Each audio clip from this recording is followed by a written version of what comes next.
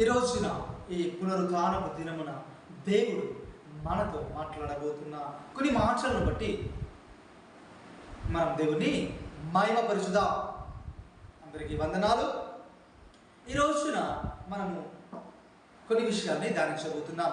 విషయాలు ఏమనగా, ఉపవాసము అనగానేమి, ఉపవాసము చేయడం వల్ల పొందుకోబో ఫలితాలు, అదే విధముగా ఉపవాసము చేసి కూడా ఒక తన కుమారుని కోల్పోయిన తండ్రిని గురించి మనం ఈరోజు ధ్యానించబోతున్నాం. ఈ పునరుత్థానపు దినమున దేవుణ్ణి మహిమపరచు నిమిత్తమై ఈ సిలోయామ ప్రార్థన మందిరములో దేవుడు మనతో, నాతో, నీతో మాట్లాడాలని ఆశపడుతున్నాడు.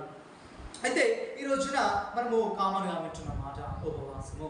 అసలు ఉపవాసం అనగానేమి, అసలు ఉపవాసం ఎందుకు చేయాలి, ఉపవాసము ఏ రీతిగా చేయాలి, అసలు ఉపవాసం ఉద్దేశం ఏంటి, అసలు ఉపవాసమును దేవుడు ఎందుకు ఏర్పాటు చేసి ఉన్నాడు అనే విషయాల్ని మనం ధ్యానిస్తే, ఉపవాసము ద్వారా మనం పొందుకోవాల్సిన ఫలితాలు కావచ్చు, అదేవిధంగా ఉపవాసము ద్వారా దేవునికి ఇష్టమలేని ఉపవాసము చేయడం ద్వారా దేవుడు నిశ్చయించిన పనిని జరిగిస్తాడు అనే విషయాలు మనం ధ్యానించుదాం. మొదటిగా మత్తయి సువార్త 6వ అధ్యాయము పరిశుద్ధ వచనమును మనం ధ్యానించినట్లయితే ఈ రీతిగా మనకు వాక్యమును బోధిస్తున్నాడు.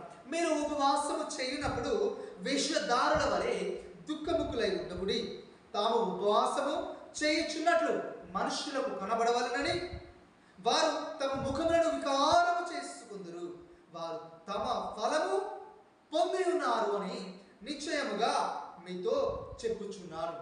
మన ఉపవాసము చేయుచున్నట్లు మనుషులకు కనబడవలనని కాక రహస్యమందున తండ్రికి కనబడవలనని నీవు ఉపవాసము చేయనప్పుడు నీ తల